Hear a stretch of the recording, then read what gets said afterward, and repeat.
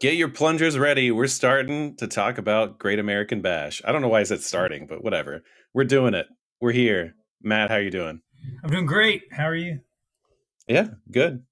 So let's just jump right into Great American Bash. Let's. Yeah, I mentioned plungers already. Let's talk about the most important match on the card. I mean, maybe not. I don't know.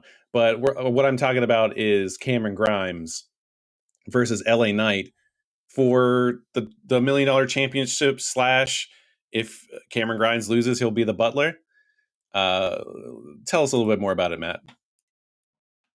So, uh, Cameron Grimes lost this match. It was a great match. Every time LA Knight gets in the ring now, I'm in it. He's a talented dude. Um, so LA Knight retained the $1 million championship, and now Cameron Grimes will be serving as the butler to the $1 million champion. Um, we got probably the greatest throwaway line in the history of pro wrestling as the camera followed LA Knight up the ramp and he yelled to the ring, "I hope you brought your plunger." So I'm convinced that LA Knight has just been clogging toilets across Orlando and Tampa, just gearing up for Cameron Grimes to have the worst job ever uh, as the butler. Um, I'm sure he said some other stuff, but I was laughing so hard at the "I hope you brought your plunger" that I missed it. oh man, yeah. The next vignette's good to be like, "Oh, I'm allergic to gluten," as he carries in a bunch of French bread into the apartment. Uh, Yeah, that was, honestly, so I actually had to go back and watch some of Great American Bash. Not to say that the show is bad at all. I don't know what happened to me, but anything except this match just disappeared instantly from my brain. I don't know why. But this was memorable. You can say that. Like it was definitely the most memorable match. It's also like the most in a compliment, the most WWE match that I've seen in a long time. Like classic WWE. This feels like Vince, even though I'm pretty sure he's hands off on NXT just on the regular. So, uh, or if nothing else, it's to like, hey Vince, look at these guys. I think you like them.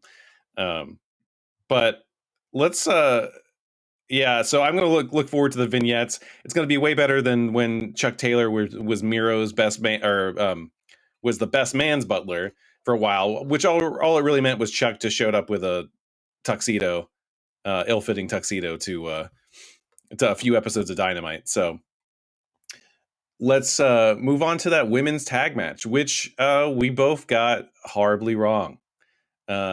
We do have new champions, even though it is a team that just kind of feels a little bit put together. But I'm the most confusing part of this to me is that Candice LeRae lost this belt because she was distracted by Tegan Knox, who 3 days later was on SmackDown teaming with Shotzi Blackheart. So now she's not even around. She cost them those belts, and she's just not even around anymore. Um, yeah, that was probably the more peculiar. Um, I Zoe Stark is entertaining in the ring. She's talented. They are pushing her to the frickin' moon. yeah, It seems like. I mean, I don't necessarily know that she's that entertaining yet. I mean, she could probably get there. Um, had they fleshed out the Tony Storm feud a little more, she might have. I might be a little bit more on the Zoe Stark train, but you know, it was yeah, it was a fine match. It was another one of those bullshit endings. yeah. Like, how distracting is somebody 30 feet from you? Like, if she ran to the ringside, I get it. Okay, I'm there, but Yeah. like, come on. The only way I would accept like the distraction thing on the ramp thing to really be an issue to where I would lose my focus is if I killed a guy and then all of a sudden that guy is standing on the stage, then that would be the extreme where I'd be like, I can't concentrate at all for the rest of this match. In fact, I'm just going to leave. I'm going to forfeit. The match is yours. The championship's yours. I don't care. I'm getting out of here because this. I clearly didn't finish the job, and there's some revenge coming my way. So you can accept it in Randy Orton storytelling, since he Yes. just murders people on TV all the Yeah. time. Bray Wyatt shows back up.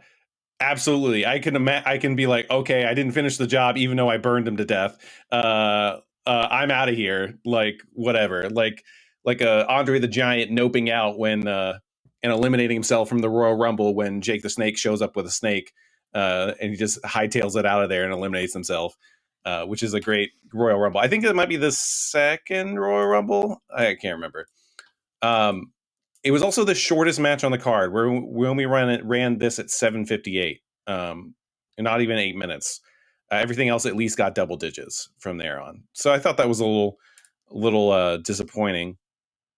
I'm sure the way it worked out with commercials or something, like it felt longer for people watching it live, but yeah. And then speaking of bullshit finishes, let's talk about how the show opened with MSK defeating Tommaso Ciampa and Timothy Thatcher. This just brutal knockdown, drag out slugfest. You got Toothless Timmy locking in every submission he knows. I mean, this match was great. And then it ended on a fucking roll up. I know they're not trying to like reinvent the wheel, because they're trying to get out of, Thunderdome and touring again. It's NXT. There are fucking people in the room. Like, Yeah. why are you booking this like it's Hell in a Cell from a month ago? Like, we can't have the roll ups and shit. Give me finishes. If anything, a clean win, not a bullshit roll up win over Ciampa and Thatcher, could have helped elevate MSK, for the NXT crowd. People that don't know the Rascals, this could have, it could have done a ton for them. It was a horrible idea. They got the win, but get the clean win. Shit, get a submission win on those two, and the handshake, like, Yeah. it's the pat on the back that they need to like get over with the crowd that still really isn't all that behind them. Yeah, like I've seen them defeat I know they have defeated the Young Bucks at PWG. I saw them defeat the Lucha Brothers in a crazy match. Like these guys can go, and you're just doing it as a service ending a match like this. Like these guys can really become favorites in NXT, and they're just not doing them the favors. They're letting them go 80% there, and then just like they're just not sticking the landing right now. And I hope they can turn around, because those guys are really talented, and I want to see them like kill it. Like so many people in WWE. There's a lot of people in WWE that are so amazingly talented. They just need to be put in the right places and set up for success. And a lot of times they're not. But we won't harp on that any more than what I just said. Now, some people that we talked about some call-ups here, but some people that I'm just not entirely convinced they're ever going to not be in NXT, and that's Adam Cole and Kyle O'Reilly. And I do feel like they might get stuck in the same pattern of Sami Zayn and Kevin Owens, where NXT might just go to that well whenever they feel like they need to fill something. Yeah, we're 100% headed for the rubber match at the takeover before SummerSlam. There's no way around it at this point. Yeah. Which is kind of shocking, because I would have assumed that Adam Cole is a draw. I just don't get it. Like nothing works on the main roster right now. You're trying stuff. Apparently Vince just wants big dudes. So Yeah. we've got a 405-pound fake Mark Henry on fucking 205 Live this week. Like, What the fuck is going on? You've got a guy that many have called like this generation Shawn Michaels, and just toiling away, and not well. I can't. I shouldn't say toiling away. NXT is it's. I mean, it's on par with the other two shows at this point. Trying to pretend it isn't is just doing a disservice to it. Um, I just I don't get it. I just hope that Gargano, Cole, and some of these others, O'Reilly and stuff. I hope they're at least getting like something close to main roster money, if not like actually that money. Because I think those guys deserve it, and that'd just be a real shame if they weren't making that money while they're I would there. assume that Adam Cole is just because they didn't want his contract to end and Yeah, another Bullet Club piece be able to go to AEW. yeah. But overall, I enjoy the show despite like I don't know what was going on with me when I watched it the first time. I just didn't absorb anything when I watched it. But I remember enjoying it, but I had to like remind myself what I enjoyed about it. What we didn't see is like I thought we didn't see the hit row celebration. That was what was cut from the Hulu version. So I hope you guys enjoyed it. I heard it was better than most wrestling people trying to do rap. So like it was actually something like he was actually trying to do like some different things, and actually trying to do like good music. So that's maybe refreshing to people that enjoyed it, I guess. So yeah, then and then I can't remember again because I think I might have spaced on the second time, but there was a Gargano um, cross kind of confrontation. And then there was something in the parking lot where Samoa Joe saved Gargano, like, or like pulled him out of the way from like That was the week before. that was the week before. Okay. Yeah. Okay. I'm going a little nuts here because I remember that being advertised. And I think I remember now him coming to the ring and I just blanked on it. Do you remember any of this? Yeah. Cross came to the ring, called out Gargano. Or no, Regal and Joe came to the ring and called them both out. And Gargano is going to get a title match. I want to say it's this week. Um, so tomorrow night. But yeah, 2 weeks ago, Gargano tried to jump Cross in the parking lot. It didn't go real well. And then when Cross tried to run him over with his car, Samoa Joe saved him. All right. Well, that's good. I mean, I'm excited to see what happens with Samoa Joe. I do hope it does end with some sort of kind of in ring thing, whether it's managed or whatever. I think they can make it happen. But we'll see. I think Joe's been killing it, so Yeah. just keep on killing it. Let's jump over to Road Rager, another very special episode of wrestling. It's AEW's first time back on the road. Finally left Daly's place, even though they haven't left Florida. There was some bad weather, but that didn't stop to see a. I don't know if it was a full house because they like their shows like NXT does when they're doing takeovers, so you can't really see the whole arena. But it sounded pretty full, so it sounded pretty good. But we started off with Matt's favorite wrestler already in the ring. That's QT Marshall. So I'm sorry you were deprived of that entrance, but we got a long ass Cody entrance to make up for it. So I don't know. In typical me fashion, I watched Cody's extravagant entrance and then immediately skipped just to the end of the match because if QT Marshall's on my screen, I'm not watching it. I don't care. I mean, he could literally be like beating the shit out of hell. I don't know. He could literally be beating the hell out of Vince McMahon, and I'm like, I wouldn't know it. Yeah, because as soon as I see his face, I fast forward. who would you rather see just in general in this segment on or a match or stuff? Would you rather see Baron Corbin or would you rather see QT Marshall? Baron Corbin, Baron hands down. Corbin. Uh, and I say that easily, because Baron Corbin he's come a long way just in terms of being entertaining. Um, Mm. they're running this weird storyline with him where he lost his crown to Shinsuke and Rick Boogs, and then his car got repossessed, and now they're talking they're talking about foreclosing on his house. Like, Basically, he's living in a country western song. yeah, pretty much. Plus, I randomly, like, Instagram recommends his posts sometimes, and he's got a ton of personality, like, Yeah. outside of wrestling. And I think seeing that, and then all of this with Rick Boogs and Shinsuke and Baron Corbin losing everything. It's just been incredibly entertaining.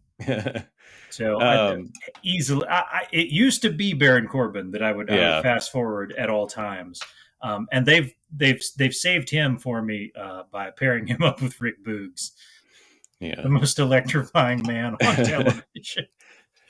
And it doesn't hurt that as well that there's Pat McAfee sitting on Oh, commentary base desk, making it even better.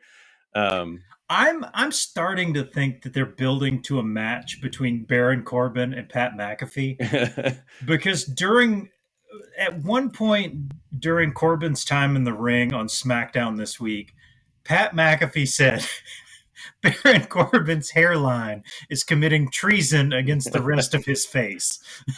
oh. I mean, he's not pulling any punches. So yeah, I think they're working towards that. Um, I guess probably as an alternative, since Adam Cole's never leaving NXT. um, I could almost see Adam Cole just popping up for like a moment. I mean, I know it's part of the reason they jump Champa and Gargano jump back down was kind of an injury thing, but how they showed up on the main roster for like a month. Like I could see them popping Adam Cole up there just to run a program with Pat, another match with Pat McAfee, and then going back down to NXT. Um, that's the only time where like there's a call up and call down. I guess I don't know. I see them doing a call up of that sort, Mhm. seeing the crowd reaction, and then have like immediately running a just the Daniel Bryan program all over again. Yeah, The guy that Vince won't push, but the crowd definitely wants him, sort of shit. yeah, Like I could see it easily working too. yeah. Oh man, and I mean he's dating a dentist. Like that's all she is though. It's just a dentist. Whoa, there was a little interruption there. I don't even know if I should have acknowledged it, but yeah. I mean, there's going to be a cut in the video, so whatever. Uh, there's some storms happening. I think Elsa is maybe going up the coast, right, or something, or the aftermath of that. Yeah, this is like the tail end of that. Yeah, We just get 20-minute thunderstorms every day. That's about it. yeah. But apparently there's something wrong with Spectrum's infrastructure, because I mean, a gentle breeze can blow and the internet will go down here. So And they're trying to take away Corncob TV, so you got to fight against that. That's a shout out to I think you should leave on Netflix now. They are not sponsoring this podcast, although I would love it if they were.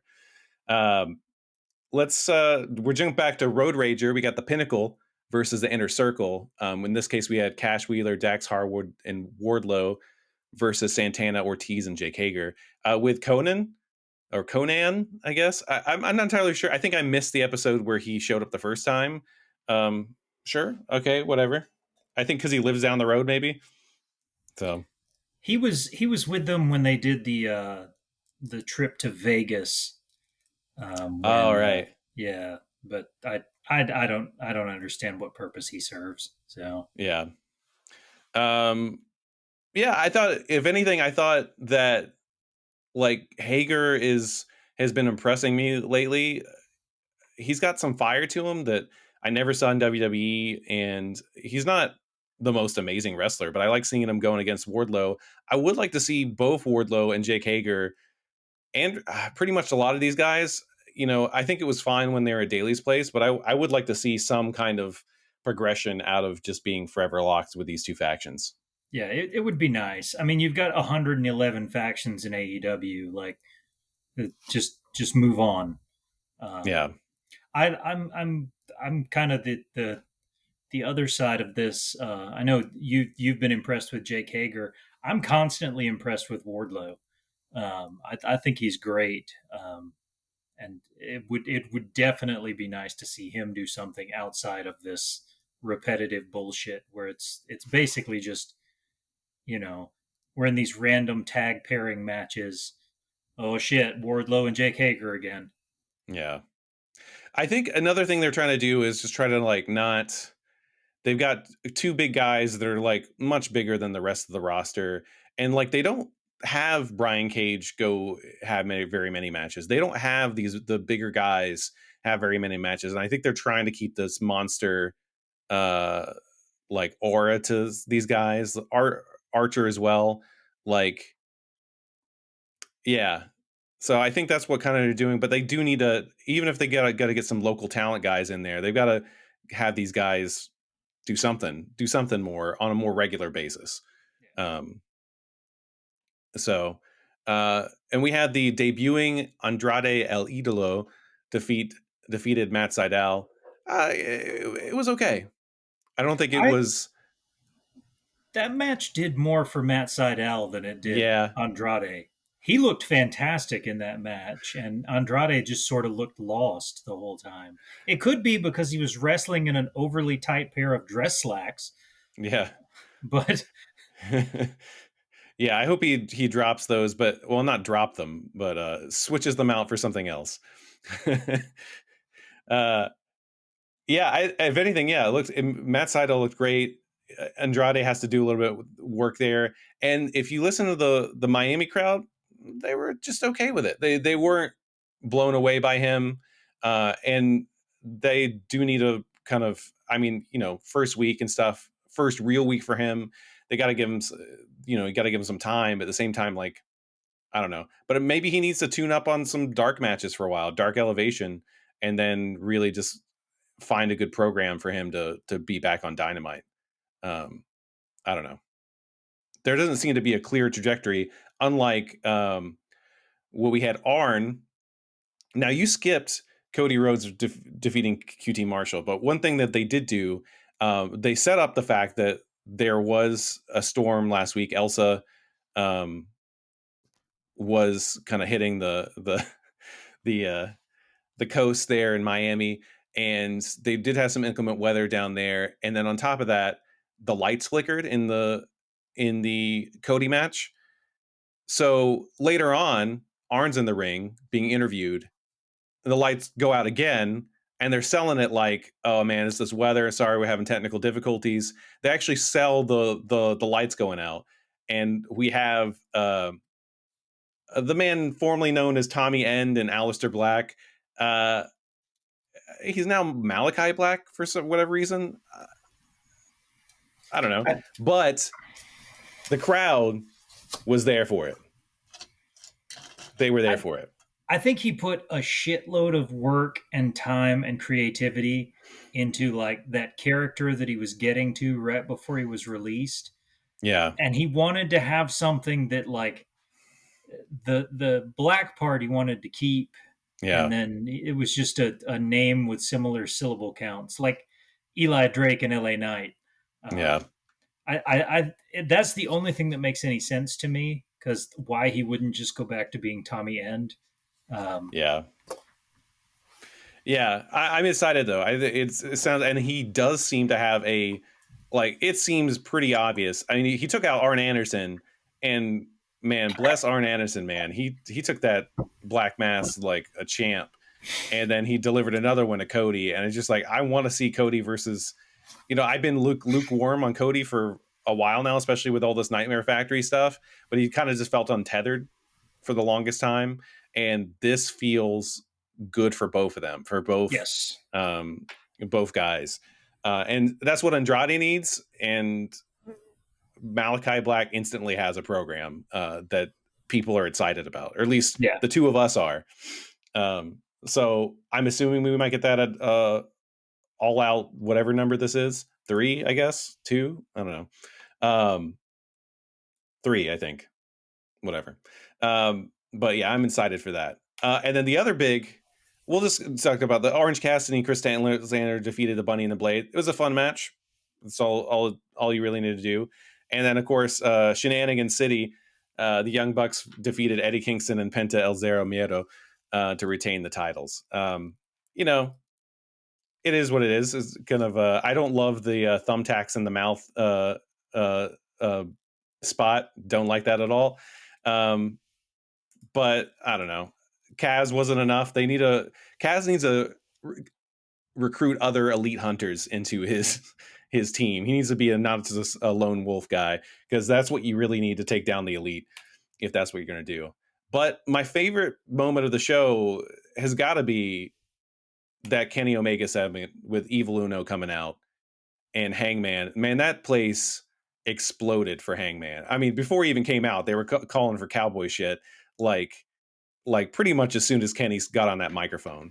And I'm here for it. And it's like, it's so good to hear that again. And my God, NXT needs to get on the road. Please. I like Adam Cole can get stuff like that. They can build, NXT proves that they can build stories that you care about. I need to be more than the Capital Wrestling Center or Full Sail. I need at least the size of Daily Space, which is like 5,000. Like, get us a little bit more. Doesn't need to be like Staples Center size places, but I think that the real key is just being other places. yeah, The arena size doesn't matter. It's more just it's the same 300 people every time they're on yeah, TV, because it's the when you buy tickets to see NXT once, because I did it at Full Sail, you get like a 10-day head start pre-sale to buy tickets again. That's why Izzy was always in the same fucking seats. yeah, yeah. You essentially get the opportunity to have like a season pass in a way, like Yeah. instead for the season never ends. Yeah. So And then you've got the people that have been there for every show, and they're burnt out on it. So you don't get that like explosion of excitement. Um, I mean, would they have popped if Aleister Black had appeared in the ring with Karrion Cross? Fuck yeah, they would have. But like not in the same way that the Miami crowd that just was not expecting anything like that did. yeah. Well, it was a fun show.